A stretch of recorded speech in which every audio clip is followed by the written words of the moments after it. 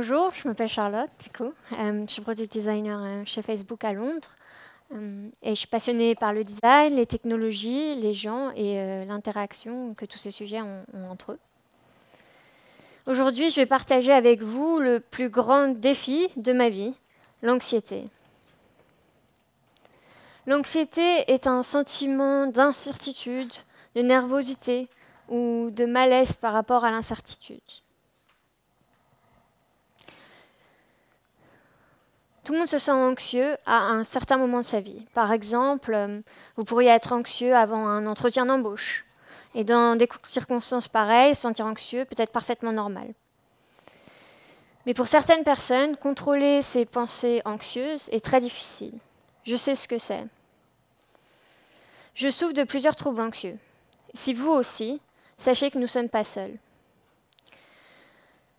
D'ailleurs, les troubles anxieux sont les troubles mentaux les plus répandus dans le monde. Une personne sur 13 dans le monde souffre aujourd'hui d'au moins un trouble anxieux. En France, 5 millions de personnes sont officiellement affectées par au moins un trouble anxieux. Et si on compte les personnes affectées qui ne sont pas diagnostiquées, on estime que c'est 22% de la population française. Il y a beaucoup de types de troubles anxieux différents. Je vais vous en présenter 5, les plus courants, et certains d'entre eux, j'en souffre moi-même. Le trouble de stress post-traumatique est provoqué par des événements stressants, effrayants ou inquiétants. Par exemple, il concerne les personnes victimes d'accidents de la route graves ou des agressions personnelles violentes comme le viol ou une attaque terroriste. Et une personne atteinte de ce trouble revit souvent l'événement traumatisant au travers de cauchemars, de flashbacks. Ce trouble affecte 10% de la population française. La phobie spécifique, par exemple, est une peur intense d'un objet, d'un lieu, d'une situation, d'un sentiment ou d'un animal. Par exemple, certaines personnes ont peur de prendre l'ascenseur, alors que pour la plupart d'entre nous, on le fait plusieurs fois par jour sans s'en rendre compte. Le trouble d'anxiété sociale est une peur intense des situations sociales. Une personne souffrant d'anxiété sociale se sent excessivement inquiète avant, pendant et après une situation sociale. Par exemple, elle pourrait appréhender des activités quotidiennes comme initier des conversations avec des personnes, rencontrer des gens qu'elle ne connaisse pas ou parler au téléphone. Le trouble panique est un trouble anxieux où vous avez régulièrement des attaques de panique ou de peur. Une attaque panique se caractérise par une montée en puissance de symptômes mentaux et physiques intenses. Ceux qui en font l'expérience se décrivent comme avoir une crise cardiaque. Et c'est tellement effrayant que les personnes qui en souffrent feront tout ce qu'ils peuvent pour l'éviter. Et enfin, le trouble d'anxiété généralisée vous rend anxieux à propos d'un large éventail de situations et de problèmes plutôt que d'un événement spécifique. Donc les personnes atteintes de ce trouble se sentent anxieux la plupart du temps et ont beaucoup de mal à se souvenir d'un moment où ils se sont sentis détendus. Ce trouble, par exemple, affecte 12% de la population française.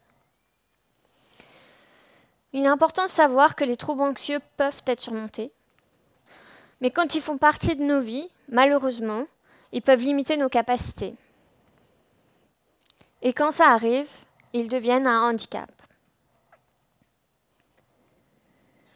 Un handicap est un état physique ou mental qui limite les mouvements, les sens ou les activités d'une personne. Personnellement, j'aime pas le mot handicap. J'aime pas le mot trouble non plus. Parce que ça implique que c'est pas normal, que je suis pas normale. Alors qu'en réalité, je suis juste moi. Alors je préfère le voir comme ça. Ce qui est normal pour la plupart des gens ne l'est pas pour tous. Le handicap, ou disability en anglais, a été l'une des problématiques les plus évoquées dans la communauté de designers l'année dernière. Les termes comme disability ou handicap en français on fait place à des termes comme inclusivity ou inclusion en français. Et les gens commencent à designer pour tout le monde plutôt que pour une personne normale, imaginaire. Microsoft a publié ce que je pense être l'un des travaux les plus intéressants sur l'inclusive design, ou le design inclusif en français. Et je vous recommande fortement de vous renseigner davantage sur leur travail si vous ne l'avez pas déjà fait. Ils ont défini 3 niveaux de capacité. Donc vous avez permanent en haut à gauche, après temporaire, et après situationnel. Et ce framework nous aide à développer de l'empathie envers des personnes physiquement handicapées. Par exemple, vous pouvez être limité dans votre capacité à toucher, parce que vous n'avez qu'un seul bras, ce qui est plutôt permanent. Parce que vous avez une blessure au bras, ce qui est plutôt temporaire. Ou parce que vous êtes un parent et vous portez votre bébé dans les bras. Du coup, vous n'avez qu'une main de libre, ce qui est plutôt situationnel. Et Microsoft fournit une estimation du nombre de personnes affectées par chaque handicap. Par exemple, lorsque vous designez pour l'inclusion du toucher, vous ne designez plus pour les 26 000 personnes qui sont handicapées de manière permanente, vous designez pour les 21 millions de personnes dont la capacité de toucher est limitée à un moment donné. Ce travail sur le handicap physique est remarquable, mais nous devons être encore plus inclusifs. L'année dernière, nous avons beaucoup parlé de handicap physique. Mais un handicap est une condition physique ou mentale. Alors qu'en est-il du handicap mental? Et si nous appliquions le framework inclusif de Microsoft aux conditions mentales? Voyons ce qui se passe si nous remplaçons toucher par anxiété. Déjà, ce sera très difficile pour vous d'identifier une personne qui souffre d'anxiété. Ça ressemblerait plutôt à ça. Et c'est simplement parce qu'il n'y a pas ou très peu de signes physiques. Une étude menée aux États-Unis montre que sur les 6,8 millions de personnes souffrant du trouble d'anxiété généralisé, seulement 43% reçoivent un traitement. Pour moi, ça montre que les gens ne reconnaissent pas le trouble anxieux comme un problème, un handicap. Ou alors qu'ils ne se sentent pas à l'aise pour en parler ou demander de l'aide. Si nous ne parlons pas et ne reconnaissons pas les défis auxquels font face les personnes qui souffrent d'anxiété, comment pouvons-nous concevoir de bonnes expériences pour les millions de personnes affectées? Alors si on continue, pour permanent, vous pourriez avoir une personne qui souffre de troubles d'anxiété généralisés, dont le niveau de stress de base est constamment élevé. Ensuite, pour temporaire, vous pourriez avoir une personne qui est au chômage et qui a du mal à trouver un emploi, dont le niveau d'anxiété de base est plus élevé que d'habitude pour une longue période. Ensuite, pour situationnel, vous pourriez avoir une personne qui passe un entretien d'embauche, peut-être le job de ses rêves, dont l'anxiété va et vient avec la situation. Alors maintenant, je vais vous poser une question et je vais vous demander de lever la main si la réponse est oui. Vous êtes-vous déjà senti anxieux avant, pendant ou après un entretien d'embauche? Bon. Ok. J'avais un scénario au cas où il n'y ait pas assez de mains levées, mais ça va pas. Pas besoin. Donc, vous imaginez dans une situation à laquelle vous pouvez vous identifier est essentiel pour concevoir des expériences calmes. Si vous vous mettez dans un état d'esprit anxieux, vous commencerez à designer les choses différemment. Alors, parlons de design. Pourquoi devriez-vous vous sentir concerné? Pourquoi devrions-nous concevoir des expériences calmes? Et surtout, comment? Comme nous avons vu avant, vous n'avez pas à souffrir d'un trouble anxieux pour vous sentir anxieux dans certaines situations.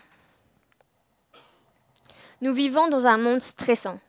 La technologie facilite nos vies de nombreuses manières, mais elle les rend aussi, pour certains aspects de nos vies, bien plus difficiles.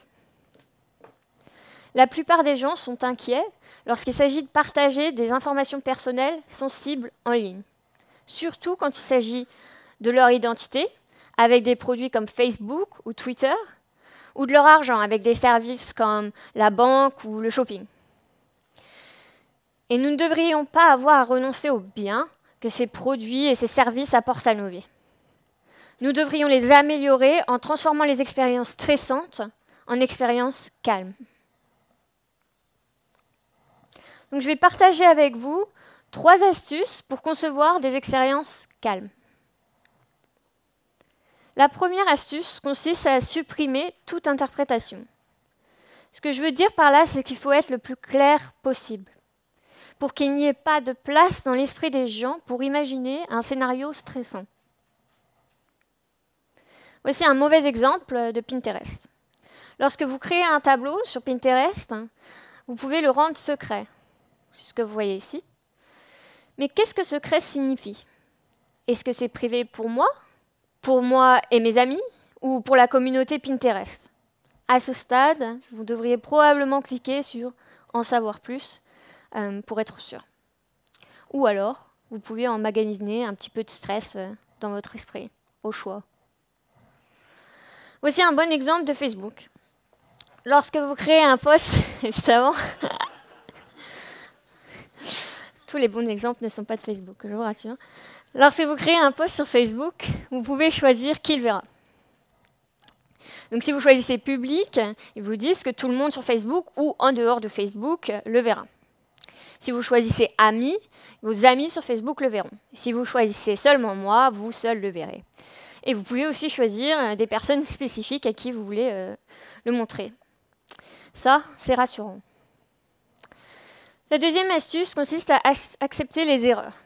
Nous sommes tous humains et nous faisons tous des erreurs. Et quand ça arrive, on doit se sentir en sécurité. Une façon de le faire est de donner aux gens la possibilité d'annuler ou de modifier. En faisant ça, vous supprimez le stress lié aux erreurs. Les gens seront moins stressés de cliquer sur des boutons ou d'effectuer des achats, par exemple. Voici un mauvais exemple de Deliveroo. Lorsque vous commandez sur Deliveroo, une fois votre commande passée, il n'y a aucun moyen de la modifier. Donc un jour, j'étais chez un ami et j'ai oublié de changer mon adresse pour celle de mon ami. Voilà, ma fausse adresse. Après, et du coup, j'ai contacté le service client parce qu'il n'y avait aucun moyen dans l'app de la changer. Et ils m'ont confirmé, ok, c'est bon, l'adresse est changée, mais ce n'était pas reflété dans l'application. Et le chauffeur est arrivé chez moi au lieu de chez mon ami. Ça m'a pris beaucoup de temps et c'était stressant. Oui, c'est un bon exemple d'Amazon. Lorsque vous louez un film sur Amazon Prime, vous voyez immédiatement apparaître « Acheter par accident, annuler votre commande ». Ça, c'est rassurant. Mon troisième et dernier conseil pour vous, c'est d'être transparent. Vous devez dire aux gens ce qui se passe quand ça se passe. Voici un mauvais exemple de HSBC, une banque internationale. Lorsque vous virez de l'argent de votre compte courant sur votre compte épargne, la transaction apparaît sur votre relevé bancaire sous forme d'un numéro. Alors, si vous voyez ça quelques semaines ou mois après le transfert, je ne sais pas combien d'argent vous mettez sur votre livret d'épargne, mais parfois c'est conséquent, ça peut être très stressant. Alors, je ne comprends toujours pas pourquoi ils n'écrivent pas le nom du compte épargne, genre mon PEL. Hein, c'est clair. Voici un bon exemple de Monzo. C'est une banque anglaise. Monzo vous envoie une notification dès que vous payez pour quelque chose. Et mieux encore, Monzo identifie et met en avant les paiements récurrents avant qu'ils ne soient effectués. Donc, par exemple, je sais que je paierai 23 livres pour des applications de divertissement comme Spotify et Netflix ce mois-ci. Je peux voir exactement ce qui me sera facturé et quand. Dans un monde d'abonnements, c'est très rassurant. J'espère que maintenant, vous avez une bonne compréhension de comment l'anxiété peut affecter la vie des gens et comment les choses simples peuvent faire une grande différence pour réduire le stress.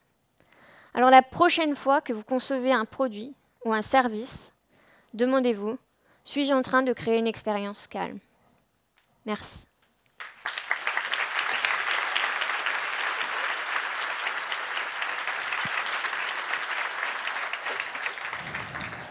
Merci Charlotte. Est-ce que vous avez des questions sur ce que vous venez de voir là? Oui, une dame, madame là-bas. Alors vous allez recevoir un cube, hein, vous inquiétez pas, il est en mousse, si jamais vous... et ça fait micro aussi. Ok, merci pour cette présentation super intéressante. Après, le souci que j'ai, c'est en voulant créer une expérience calme, finalement, on a vu par exemple le cas sur Facebook, on va multiplier des cas de figure, là par exemple, public, enfin il y avait toute une liste. Et est-ce que en devenant trop précautionneux, trop dans la gestion des erreurs, dans la sécurité, est-ce que du coup ça ne va pas alourdir certaines interfaces avec voilà, est-ce qu'on ne prend pas le risque aussi finalement d'être stressant parce qu'il y a tellement d'options qu'on va paniquer la personne? Bah, je pense qu'évidemment, il y a une question de balance, je sais pas comment, balancer, d'équilibrer, merci, d'équilibrer justement beaucoup d'informations versus pas d'informations du tout. Donc il y a toujours un juste milieu à trouver. Mais dans des situations, par exemple, poster quelque chose de personnel, donc là on parle de données personnelles, ça peut être très important, par exemple, dans cette situation-là, d'avoir plus d'informations. Ou par exemple, pour prendre un autre exemple que celui de Facebook, mais par exemple, un service comme du shopping, si vous faites vos courses en ligne, au moment où vous devez confirmer votre commande, c'est peut-être bien d'avoir toutes les informations qui sont liées à la commande que vous allez faire. Voilà, vous n'allez pas forcément marquer toutes les informations de livraison sur la première page, quoi. Donc c'est vrai qu'il faut trouver le bon équilibre, mais le faire au moment clé où vous savez que c'est une expérience qui peut créer du stress. Donc particulièrement dans les cas sociaux, informations personnelles et données sensibles. Une autre question, est-ce que la catchbox peut être balancée à l'autre bout de la pièce? On peut, hein, il y a une poignée et c'est en mousse, on peut y aller le plus fort possible. Elle est là-bas. Ah, d'accord. Vas-y, madame. Bonjour et Bonjour. merci beaucoup pour cette présentation. J'avais une question au sujet de tout ce qui concerne la recherche utilisateur. Oui. Dans quelle mesure, selon toi, est-ce qu'on peut rajouter cette dimension d'anxiété dans les démarches de recherche utilisateur en amont, test utilisateur, etc. Peut-être que tu as des retours d'expérience, des astuces. Pour les utilisateurs qui sont dans la session ou pour des utilisateurs qui sont concernés où on sait d'emblée qu'il faudrait qu'on prévoie ce cas de figure. Okay. Ouais, moi, je fais beaucoup de recherche utilisateur dans tous mes grands projets. Et en général, on teste le flow qu'on veut présenter. Et je trouve ça assez... Moi, je teste juste avec les... C'est même pas forcément un flow particulièrement... Alors, franchement, si vous faites de la recherche utilisateur, vous pouvez tester à peu près n'importe quoi. Il y aura sûrement quelqu'un qui va froncer les sourcils ou se sentir un peu stressé. Surtout quand vous demandez à quelqu'un, par exemple, vous le mettez sur votre site et vous dites dites-moi, qu'est-ce que c'est ce produit? Ça peut créer du stress. C'est un stress que les gens vont peut-être avoir dans leur vie de tous les jours s'ils tombent sur votre site et qu'ils se disent c'est quoi ce produit? J'arrive pas à comprendre ce que c'est. Est-ce que je suis bête? Donc c'est très utile de faire de la recherche utilisateur. Moi, j'en fais surtout et n'importe quoi, n'importe quelle partie du produit à chaque fois que je crée une vision pour un projet en particulier. Et c'est la recherche utilisateur qui vous aidera à identifier ces moments-là de stress et c'est très facile à identifier. Merci. Une troisième et dernière question avant de laisser la place. Oui, ici, devant à droite, par exemple. Yes. Oui, j'avais une question. Entre deux options, finalement, si on prend le parti de faire des interfaces plus calmes, est-ce qu'il n'y a pas une deuxième option qui serait de pouvoir configurer la situation dans laquelle je me trouve pour dire là, j'ai besoin d'une interface calme ou alors je suis pressé et justement, j'aurais besoin de quelque chose de différent. Enfin, qu'est-ce que vous proposeriez entre une interface qui répond à tout le monde ou quelque chose qui se configure en fonction de ma situation et mon contexte? Ouais, ça, c'est très intéressant. On peut faire beaucoup de personnalisation aussi. Je pense que la plupart des gens pensent une interface comme quelque chose de figé, qui est la même pour tout le monde, mais en réalité, on peut créer beaucoup de flows différents. Donc, par exemple, si vous faites un jeu pour des gens qui sont débutants, vous allez avoir différents niveaux, et pour quelqu'un qui est débutant, les informations que vous allez leur montrer vont être vraiment différentes et plus informées que pour d'autres personnes, par exemple. Et ça se fait beaucoup. C'est pour ça que je parlais aussi de l'aspect physique, du handicap physique qui commence à être adressé. Donc, par exemple, à des sociétés comme je crois que c'est Ubisoft ou des sociétés qui font des jeux vidéo où là, effectivement, dans les settings, par exemple, on peut choisir une option accessibilité ou quelque chose comme ça. Donc, pourquoi pas, peut-être que dans le futur, on verra justement des choses comme ça apparaître. Je pense qu'il y a des jeux, par exemple, on pourrait très bien mettre une option je suis stressée, me stressez pas davantage avec votre jeu. Ça pourrait... je sais pas, Candy Crush, c'est un peu stressant pour certaines personnes, toutes les couleurs.